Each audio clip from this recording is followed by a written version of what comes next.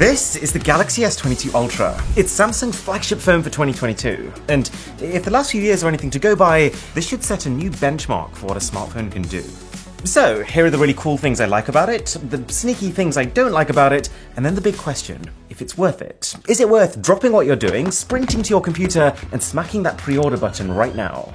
Okay, so the very first development of note is that the S22 Ultra has an S Pen stylus built into it, and it's kind of amazing. See, Samsung used to have two different sets of flagships. They had the S series, which focused on having a faster chipset and big camera improvements, and then they had the Note series, which focused on productivity through the use of this pen.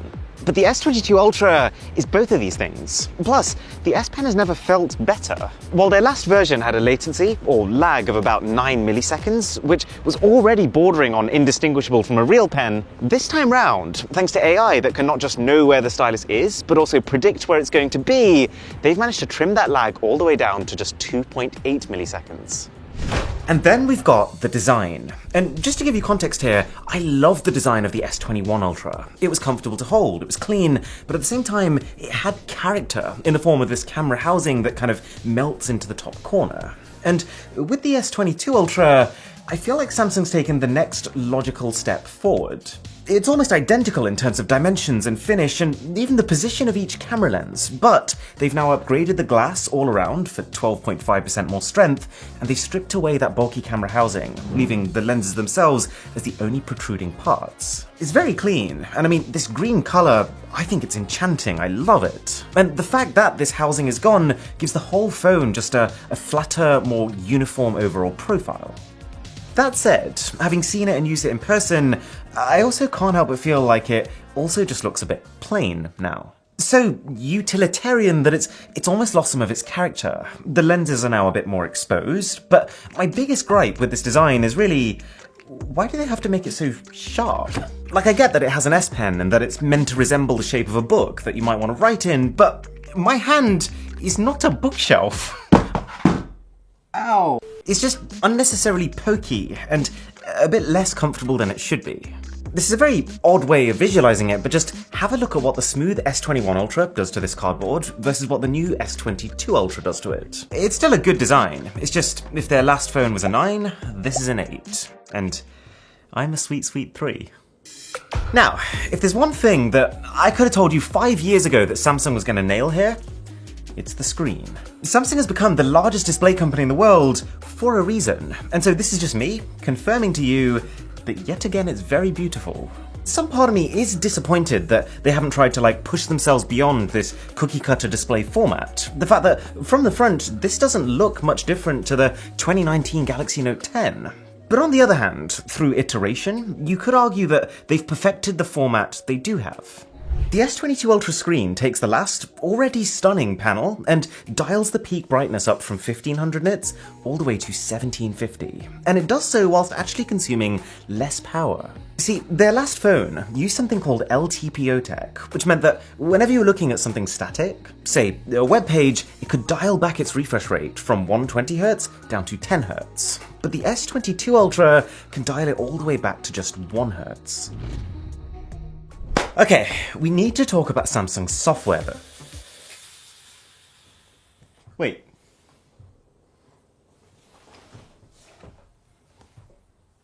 So yeah, Samsung software. My opinion on it is changing. There was a time where Samsung phones were so stacked with useless apps that they were more bloated than, well, me after Fish and Chips Friday. They had a user interface that looked like it was designed for 5-year-olds, and buying a Samsung phone felt like you were signing away any hopes of getting a software update on time.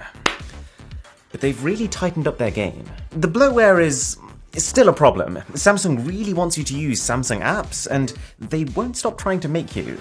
But their updates are now way quicker. And not just that, they're now promising 4 full years of them, which will take this phone all the way from Android 12 to Android 16. And as for the skin that sits on top of that Android, the S22 phones all ship with Samsung's One UI 4, which is a fitting number because there's 4 things I like about it. There's a color palette feature, which automatically matches the theme of your whole phone to the color of your wallpaper, which keeps it fresh without you really needing to think about it. There's a new design language with more transparency, which gives their phones like a lighter feel, and more importantly, I don't feel like I'm in preschool by using it anymore. The camera app has now been neatened up. It looks slicker, it works faster, and you can now hold down the photo button to immediately start taking a video. And they've reworked the settings, with everything set out in a slightly more congruent structure. They even reward you with a smiley face if you manage to not screw your phone up. And now we're back to preschool again. But hey, if you do want to be schooled in technology, then a sub to the channel would be noteworthy.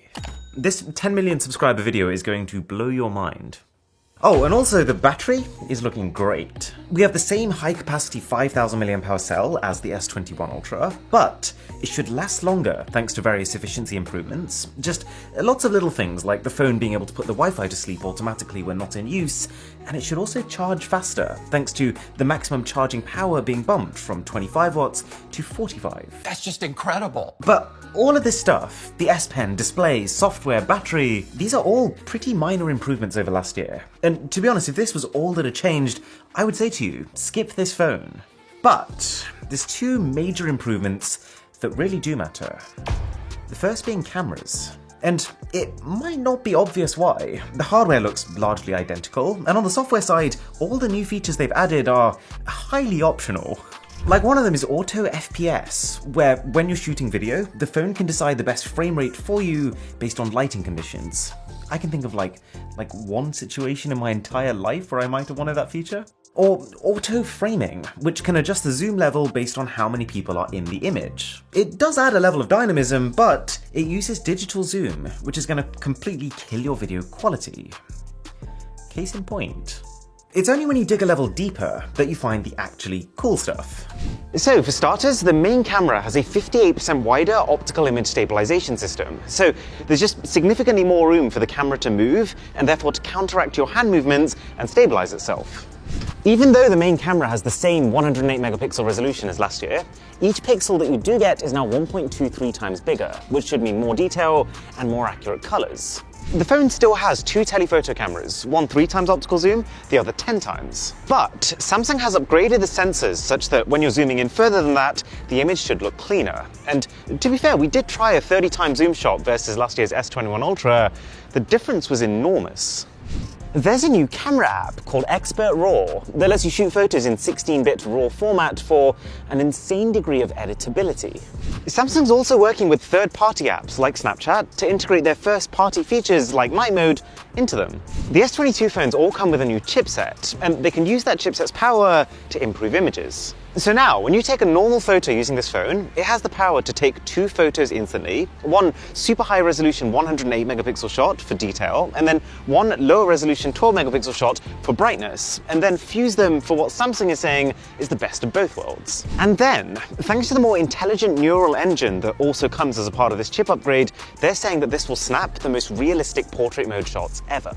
It'll take far better portrait mode video. I tried this out, can confirm. It'll be able to remaster your old photos more intelligently and be able to take crisper photo and video in the dark. And again, in my brief time testing this, it seems like a surprisingly big improvement given how similar the hardware looks.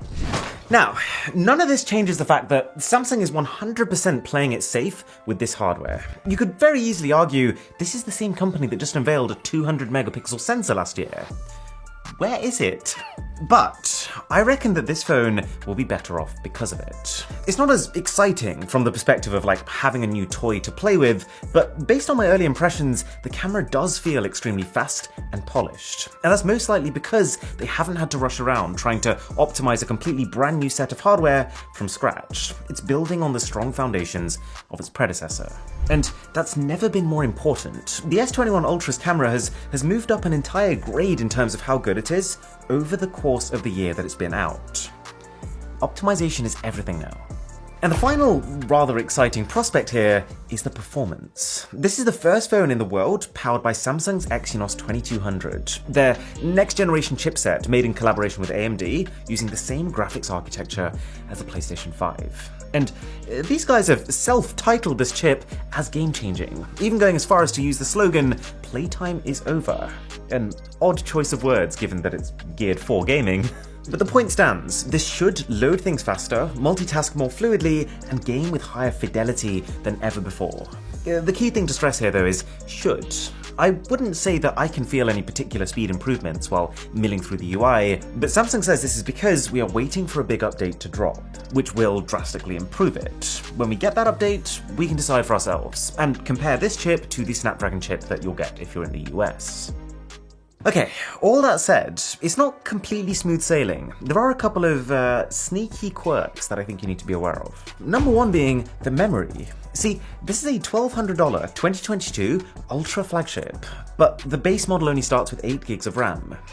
Last year's phone had 12. Now, Samsung's justification for this is the new virtual RAM feature in their latest version of One UI, which can kind of repurpose some of your normal storage into temporary RAM when needed, but that's still not a reason to cut the amount of physical RAM. I mean, they're still selling an S22 Ultra with 12 gigs of RAM, so clearly that option has merit. You just now have to pay more for it. And remember, last year's phones are also getting this same software, and so they will also have this virtual RAM feature, but they started at 12 gigs of RAM. And the second grey area is to do with the company's eco agenda. So Samsung, just like every other tech company, has set out a whole bunch of sustainability goals that they want to hit by 2025. And don't get me wrong, this in itself is great. I just think that the way they're going about achieving this is a bit cheeky. See, for starters, one of Samsung's main selling points here is that this phone now charges at 45 watts instead of the old 25 watts. But for eco reasons, they don't give you that charger with the phone. So if you want this feature, you're going to have to buy it separately, which will end up wasting more packaging than just including it in the box, and I can almost guarantee this charger will be more expensive than the old one. Or like, one of the other things this company is trying to talk up is that these new phones are eco-friendly because certain parts, like the mechanisms behind some of the buttons and the S Pen housing on the inside of the phone, are made from recycled fishing nets. Again, the idea is great, but first of all, this plastic isn't quite as durable as the plastic they used to use, and more importantly, the entire operation just feels like it's trying to tick a box. It's going to have practically zero impact on the world. Like, Samsung is saying that by the end of this year, through a combination of all of their products put together, they could, meaning that they might, help to recover 50 tons of discarded fishing nets. Now, assuming that all of those ifs come to fruition, that is still less than the amount that are dumped in the sea every hour.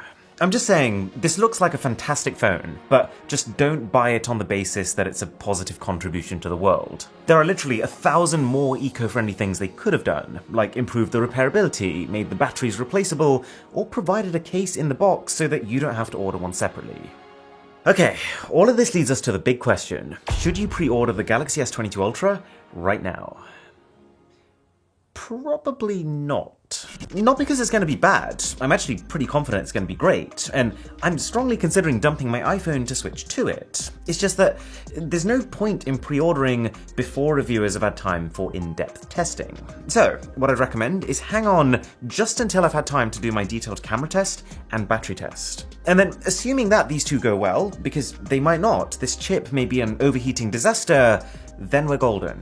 All I can say before that is that this has all the ingredients of a potential 10 out of 10 smartphone of the year.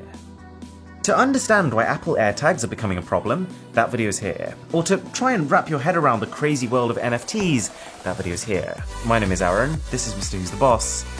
I'll catch you in the next one.